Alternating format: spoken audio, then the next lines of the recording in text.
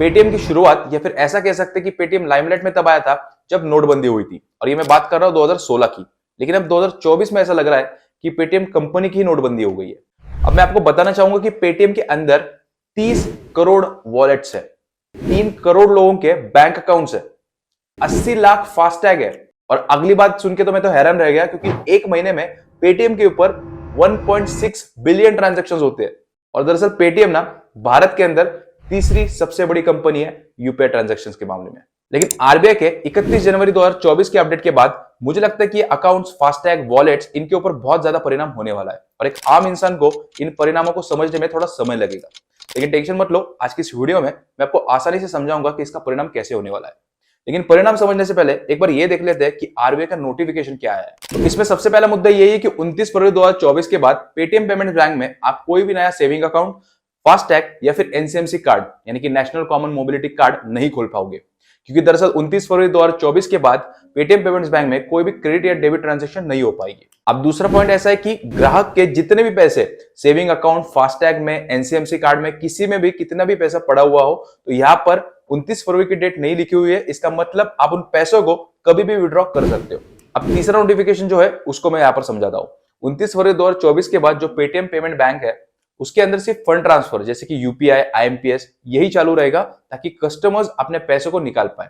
बाकी किसी भी तरीके की और सर्विस चालू नहीं रहेगी कि पेटीएम कोई दूसरा लूपहोल ना निकाल पाए। और इसके लिए आरबीआई ने खास करके पेटीएम को बोला भी है, जो अपनी पेरेंट कंपनी है 197, इसका भी नोडल अकाउंट बंद करवा दिया जाए। इन सब ट्रांजैक्शंस को सेटल करने के लिए आरबीआई ने पेटीएम को 15 मार्च तक का समय दिया है। अब ये सब कुछ सुनने में आपको काफी भारी भरकम लग रहा होगा, लेकिन इसको एकदम आसान शब्दों में आपको समझाता हूं। देखो, पेटीएम और पेटीएम पेमेंट बैंक ये दो अलग कंपनीज है, और आरबीआई के नजर में पेटीएम बैंक है जिनको वो तुरंत अपने सर्विसेज बंद करने के लिए बोल रहा है। तो अगर आपका कोई भी सेविंग या फिर करंट अकाउंट है जो कि पेटीएम पेमेंट बैंक से जुड़ा हुआ है, तो उस केस में आपको पैसे निकाल के उसको बंद करवा देना चाहिए। अगर आप फास्टैग इस्तेमाल करते हो और वो फास्टैग पेटीएम पेमेंट बैंक के साथ जुड़ा हुआ है, तो उस केस में आपको उसको शिफ्ट करवा देना चाहिए। अगर आप पेटीएम का वॉलेट इस्तेमाल करते हो और वो वॉलेट पेटीएम पेमेंट बैंक के साथ जुड़ा हुआ है, तो उस केस में आपको उसमें से पैसे निकाल के उसको बंद करवा देना चाहिए। लेकिन अगर आप यूपीआई इस्तेमाल करते हो और वो यूपीआई किसी और बैंक के साथ जुड़ा हुआ है, पेटीएम पेमेंट बैंक के साथ नहीं, किसी और बैंक के साथ जुड़ा हुआ है, तो उस केस में आप उसको इस्तेमाल कर सकते हो, कोई दिक्कत नहीं होगी। लेकिन वहीं पर अगर आप यूपीआई इस्तेमाल करते हो और वो यूपीआई लिंक्ड है आपके पेटीएम पेमेंट बैंक के साथ, तो उस केस में आपको उसको बंद करवा देना चाहिए। और कब तक बंद करवा देना चाहिए? 29 फरवरी 2024 से पहले बंद करवा देना चाहिए, क्योंकि बाद में आपकी जो ट्रांजैक्शंस है वो फेल होती रहेंगी।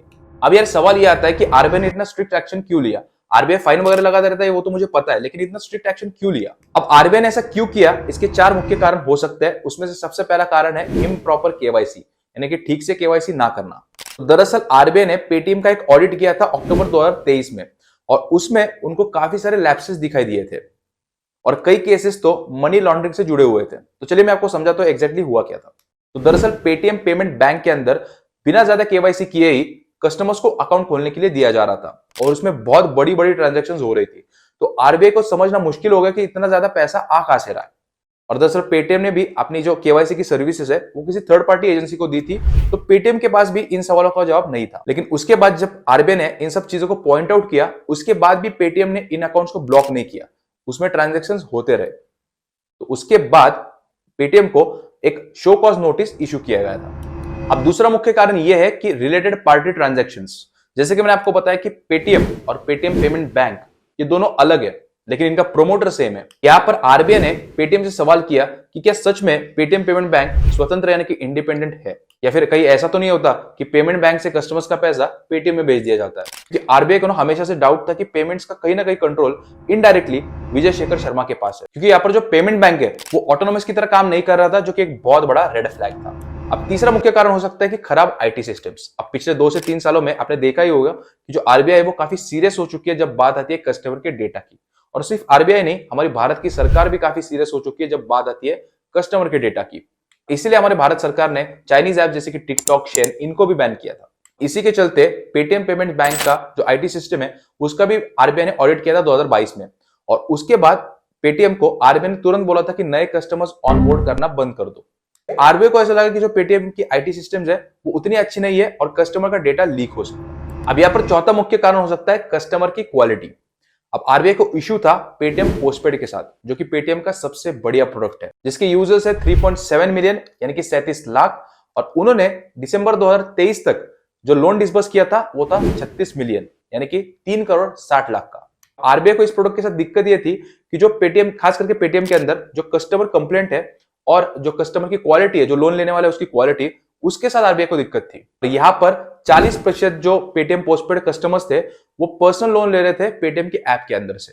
और आरबीआई के अनुसार कोई भी पेमेंट बैंक लोन्स नहीं बेच सकता, लेकिन जो पेटीएम है वो पोस्टपेड प्रोडक्ट का इस्तेमाल करके लोन्स बेच रहा था, जो कि तकनीकी रूप से गलत था।